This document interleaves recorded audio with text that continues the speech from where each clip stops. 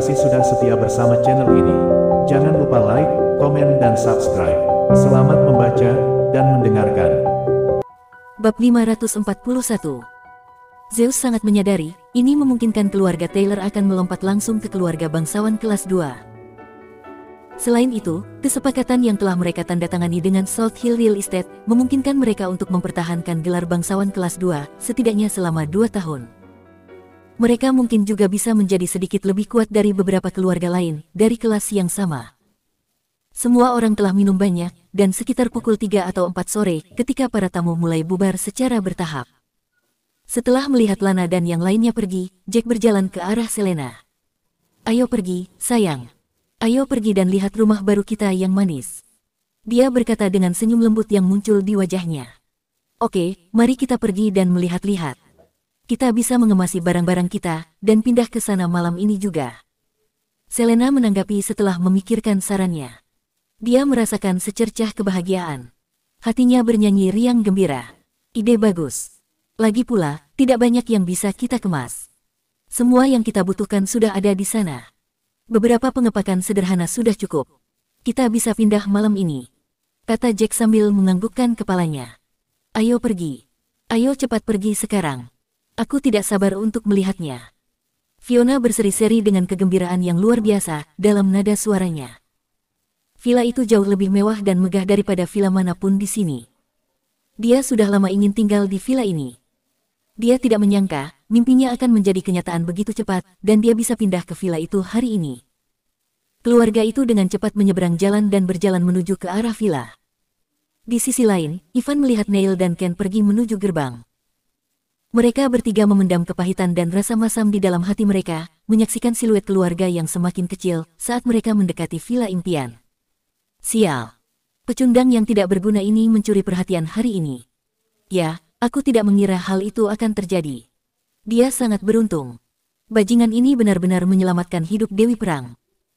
Itu sudah cukup untuk mendukung harga dirinya. Dewi Perang bahkan memberinya mutiara bercahaya yang bernilai 500 juta, memberinya kesempatan untuk menggunakannya sebagai hadiah ulang tahun kakek Taylor. Ivan mengejek dengan ekspresi dingin. "Jadi, mintalah Sena untuk menunggu beberapa hari lagi." Kakek Taylor tidak hanya menerima Selena dan keluarganya, tetapi dia juga sepenuhnya mengakui Jack sebagai menantu Taylor. Dia sepertinya puas saat mengobrol dengan Jack. "Jika kamu membiarkan mereka berdua terus seperti ini, aku benar-benar khawatir gelar Tuan Muda Taylor tidak akan berarti apa-apa, dan posisimu sebagai pewaris tidak akan dijamin." Ken berhasil menumpahkan beberapa kata setelah memikirkan situasinya. "Berhenti bercanda. Akulah yang menandatangani kesepakatan dengan Salt Hill Real Estate, orang yang memberikan kontribusi luar biasa besar bagi perusahaan. Menghasilkan 7 hingga 8 miliar dalam 2 atau 3 tahun bukanlah masalah bagiku. Jack dan Selena tidak akan pernah bisa mempengaruhi hak dan posisiku sebagai pewaris keluarga Taylor." Ivan mengutuk. Kulit di antara alisnya berkerut. "Tuan Muda Taylor, kamu tidak bisa terlalu yakin. Tuan Tua Taylor dulu sangat menyukai Selena. Ketajaman dan kemampuan bisnisnya 10 kali lebih baik daripada milikmu. Sekarang, dia telah mengizinkan mereka kembali ke keluarga Taylor, itu juga berarti dia mengenali dan menyetujui keberadaan mereka." Ken mencibir dingin, "Lagi pula, kalau bukan karena Selena, apakah kamu akan mendapatkan kontrak sebesar itu? Bayanganmu di hati lelaki tua itu mungkin tidak sebagus Selena sekarang. Ditambah lagi, semua hadiah mewah yang Tuan Tua terima hari ini, sudah cukup untuk membantu keluarga Taylor melompat langsung ke gelar bangsawan kelas 2. Dan semua pujian adalah milik Jack." Bab 542. Lipatan di antara alis Ivan semakin dalam setelah mendengar kata-kata Ken. Kata-kata dari mulut halus Ken itu seperti jarum kecil, yang menusuk gendang telinga Ivan, kasar dan brutal, namun jujur dan masuk akal. "Apakah kamu yakin? Selena sudah bersikap sangat lembut dan baik hati sejak muda. Dia tidak akan bersaing denganku untuk menjadi pewaris, kan? Jika ini terjadi di masa lalu, itu sangatlah mungkin. Tetapi sekarang, gaji Jack cukup tinggi, dan Selena, sebagai keluarga bisa hidup nyaman tanpa banyak khawatir," pikir Ivan lantang. "Tuan Muda Taylor, sangat salah untuk berpikir dengan cara seperti itu. Tidak bisakah kamu melihat berapa banyak aset dan properti yang dimiliki keluarga Taylor sekarang?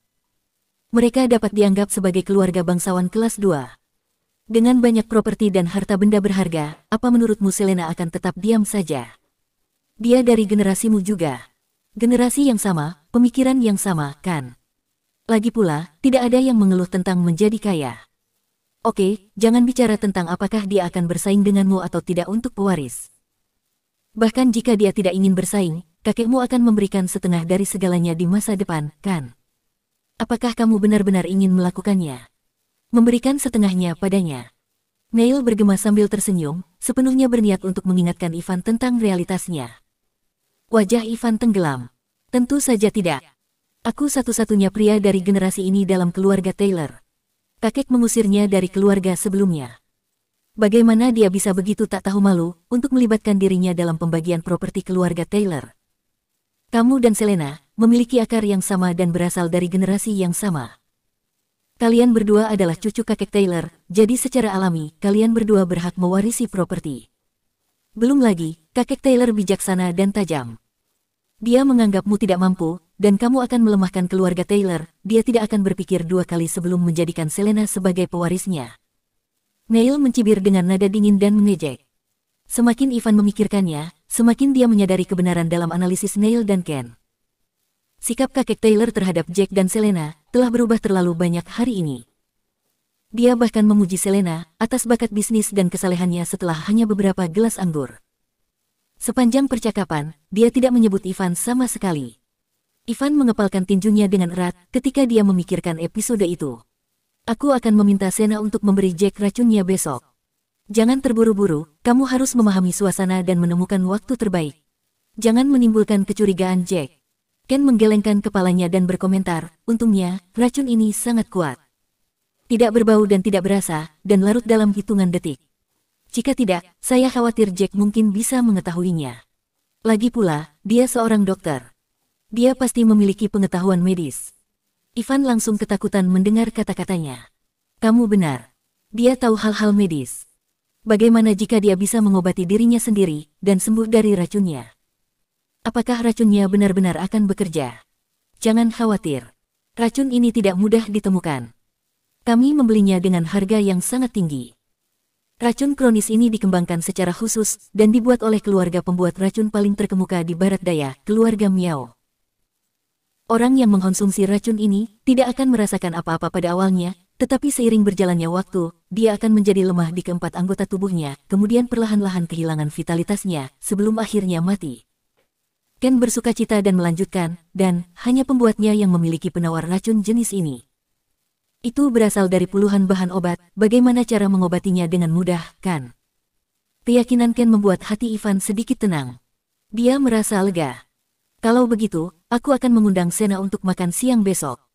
Sedikit manfaat baginya, dia akan segera melakukan keajaiban. Aku akan memintanya untuk menemukan waktu yang tepat untuk meracuni Jack. Lagi pula, sudah lama sejak kasus Sena. Sudah waktunya, Jack menurunkan kewaspadaannya terhadap Sena. Itu sempurna. Begitu Jack mati, itu akan memberi kita kesempatan untuk mengejar Selena. Dia akan menjadi anggota keluarga lain, dan nama belakangnya diubah. Dengan begitu, dia kehilangan hak untuk bersaing denganmu untuk memperebutkan tahta. Bahkan, tidak perlu bertarung denganmu, begitu dia menikah dengan pria kaya, kan? Ken seolah-olah melihat cahaya di ujung terowongan saat dia memikirkan rencana mereka. Dia merasa bahwa dia adalah kandidat yang paling menjanjikan dan Selena akan memilihnya daripada yang lain. Lagi pula, dia paling dekat dengan Selena sebelum Jack kembali. Meskipun Michael memiliki hubungan yang cukup baik dengan Selena, dia jelek dan gemuk. Selena pasti akan menghapus pria gemuk itu dari daftarnya. Di sisi lain, Neil Hugo baru mengenal Selena jauh di kemudian hari. Dia hanyalah pria cabul yang ngiler karena kecantikan Selena. Tidak ada dasar emosional bagi mereka untuk membangun pernikahan. Selain itu, Neil terkenal sebagai playboy. Karena itu, setelah menganalisis semua kandidat potensial, dialah yang paling menjanjikan. Itu wajar bagi Selena untuk memilihnya. Masuk akal, memang masuk akal. Dan ketika Jack mati, Selena pasti akan kehilangan semangat juangnya untuk beberapa waktu. Dia bahkan mungkin mengasingkan diri dan merosot selamanya. Pada saat itu, kakek akan semakin kecewa dan mengubah sudut pandangnya kepada saya lagi. Ivan mengakhiri analisis terakhirnya tentang hal ini. Segera, mereka bertiga bubar. Setelah Ken berpisah dari yang lain, dia membawa beberapa pengawal bersamanya dan menuju ke rumah sakit. Bab 543. Sebuah bangsal mewah muncul di hadapannya. Dia menatap pria yang berbaring di tempat tidur, lalu mengalihkan pandangannya keluar jendela. Ken menghela napas dalam-dalam. "Sepupu, panggil ayahku. Aku harus membunuh Bestart itu." Flynn menggertakkan giginya saat pikirannya terbang kembali ke hari itu di mall. Dia ingin mendekati Nonatanya dan mungkin menjadikan miliknya. Namun, lengannya akhirnya dihancurkan menjadi bubuk oleh Jack. Para dokter sudah mengatakan, tidak mungkin untuk menyelamatkan lengan kirinya, dan satu-satunya cara untuk mempertahankan hidupnya adalah dengan mengamputasi lengannya. Kemarahan menggerogoti nadinya ketika dia melihat kondisinya saat ini, seorang pria cacat. Ken tidak pernah memberitahu ayah Flynn tentang hal ini. Lagi pula, sepupunya datang ke Eastfield untuk bergaul dengannya. Sampai batas tertentu, dia merasa harus bertanggung jawab atas kecelakaan sepupunya. Dia memang menelepon, tetapi dia tidak bisa membuka mulutnya dan mengatakan yang sebenarnya. Dia tidak tahu harus berkata apa, atau bagaimana mengatakannya. Karena itu, dia menyuruh Flynn untuk menunggu beberapa hari lagi. Flynn akan keluar dari rumah sakit, dan sepertinya panggilan itu tidak dapat ditunda lebih jauh. "Sepupu, jangan terburu-buru. Mungkin kamu harus memberitahu mereka begitu kamu kembali ke Lone City." Dia berhenti sejenak sebelum melanjutkan, "Hari ini, aku membawakanmu kabar baik."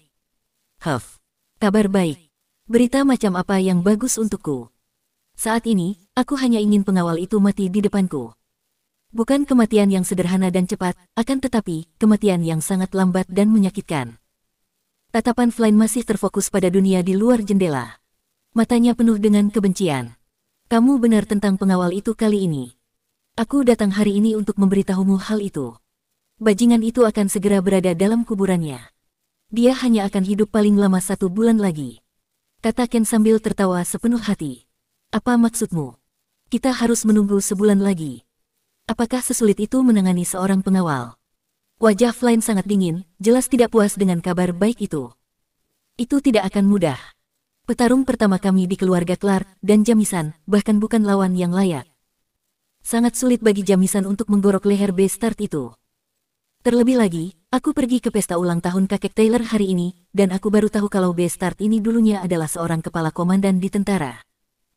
Hanya saja, dia kehilangan token komandannya dan tidak bisa membuktikannya kepada orang lain. Hal baiknya adalah, kita mengerti dan lebih menyadari kekuatannya yang sebenarnya sekarang," ungkap Ken. "Komandan kepala. Itu tidak akan mudah untuk dihadapi." Flynn mengerutkan kening dan melanjutkan, "Kamu harus menemukan orang yang lebih kuat dan lebih ganas untuk menghabisinya." "Tunggu, kenapa kamu bilang kita perlu menunggu sebulan untuk membunuhnya?" "Itu karena Bestart ini akan mati karena keracunan. Dari racun kronis namun mematikan. Dia bahkan tidak akan menyadarinya." Dengan tatapan sinis di matanya, Ken memuntahkan, "Jangan khawatir, sepupu.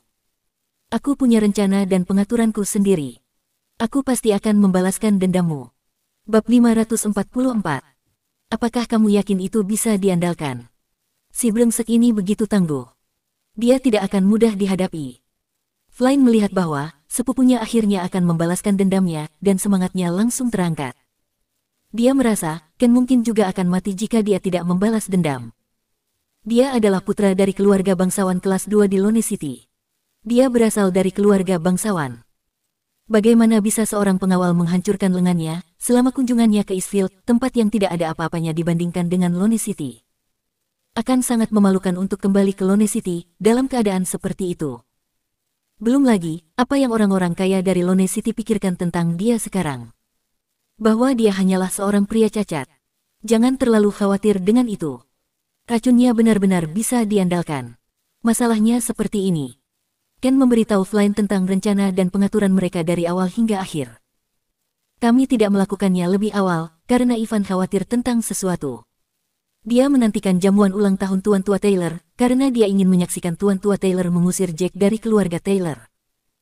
Namun, kami tidak mengharapkan Jack untuk mampu membawa kemuliaan seperti itu kepada keluarga Taylor, dan Tuan Tua Taylor mengakui keberadaan Jack begitu saja. Kali ini, Ivan bertekad untuk menghapus orang ini dari bumi. Baiklah kalau begitu. Aku hanya tidak senang membiarkan Bestart itu hidup selama sebulan lagi. Lagi pula, racun ini sepertinya tidak akan menyiksanya dan memberinya kematian yang menyedihkan. Flynn mengatupkan rahangnya, batu besar di hatinya masih ada. Siapa bilang racun ini tidak akan menyiksanya? Pada tahap awal, konsumen tidak akan merasakan apa-apa, jadi tidak akan sakit. Namun, dalam 2 hari sebelum dia meninggal, kamu tidak bisa membayangkan rasa sakit yang akan dia alami.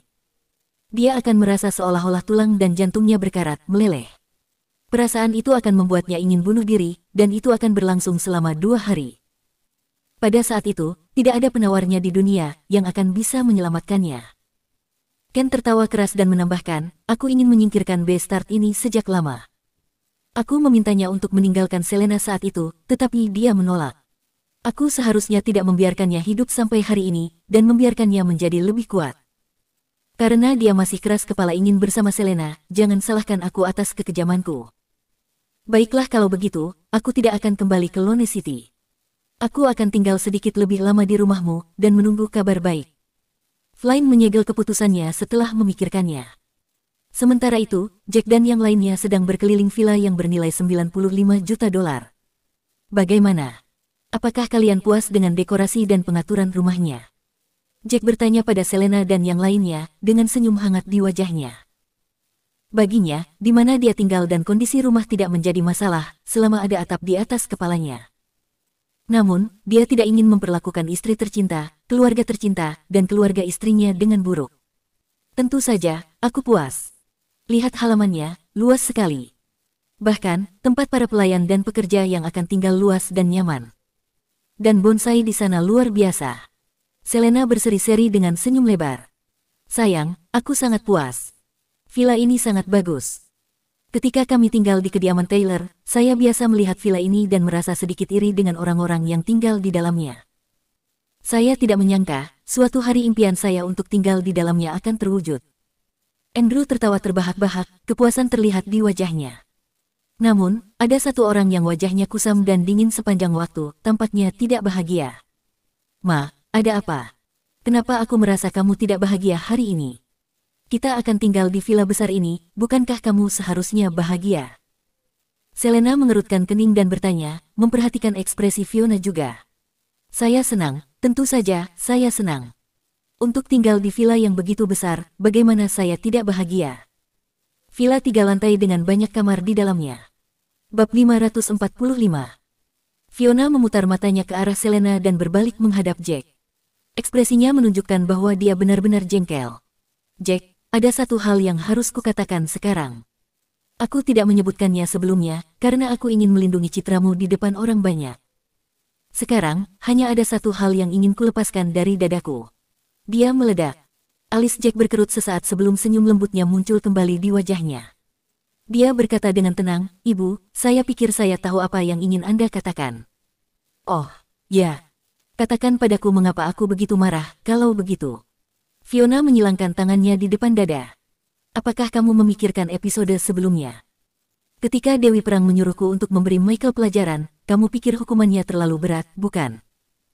Kamu takut Michael akan menyimpan dendam ini padaku, dan bahwa keluarga Wilson akan menyebabkan masalah bagi kita di masa depan. Jack terkekeh dan melanjutkan, jangan khawatir tentang itu. Bahkan jika mereka tidak takut dengan hubunganku dengan Dewi Perang, aku tidak takut pada mereka. Ma, aku tidak menyangka kamu khawatir bahwa keluarga Wilson akan melakukan sesuatu pada Jack. Kilatan kehangatan memenuhi dirinya. Ini adalah pertama kalinya dia melihat ibunya sendiri mengkhawatirkan keselamatan Jack. Sudut mulut Fiona berkedut sedikit. Dia berseru, omong kosong. Aku tidak membicarakan masalah itu. Aku marah kamu tidak memberitahuku sebelumnya tentang mutiara bercahaya yang diberikan Dewi Perang kepadamu. Jack terdiam. Dia awalnya mengira Fiona mengkhawatirkan keselamatannya, takut keluarga Wilson akan membalas dendam padanya. Sepertinya, itu hanya imajinasinya saja. Ternyata, Fiona khawatir dengan mutiara bercahaya itu. Jack memaksakan senyum dan berkata, Bu, aku melakukan ini untuk mengejutkan kakek Taylor. Apakah kamu memperhatikan betapa bahagianya dia hari ini? Lagi pula, aku sudah tahu hadiah apa yang harus kuberikan padanya, jadi apa gunanya mendiskusikannya dengan orang lain? Sebenarnya, aku juga cukup terkejut. Selena menimpali dengan senyum hangat. Aku benar-benar tidak menyangka, Dewi Perang akan memberikan mutiara itu padamu. Lagi pula, dia telah menghabiskan banyak uang dalam pelelangan untuk menawar mutiara ini. Harus aku akui, itu sangat tidak terduga. Mutiara bercahaya adalah hal yang sangat berharga. Ini adalah harta nasional. Bagaimana kamu bisa memberikannya kepada kakek Taylor tanpa mendiskusikannya dengan kami? Kamu setidaknya harus memberitahu kami. Ekspresi Fiona tetap jengkel. Pernahkah kamu memikirkan kami? Aku membiarkan putriku tercinta menikahimu. Kami memberimu Selena. Tahukah kamu betapa sulitnya bagi orang tua untuk membesarkan seorang anak?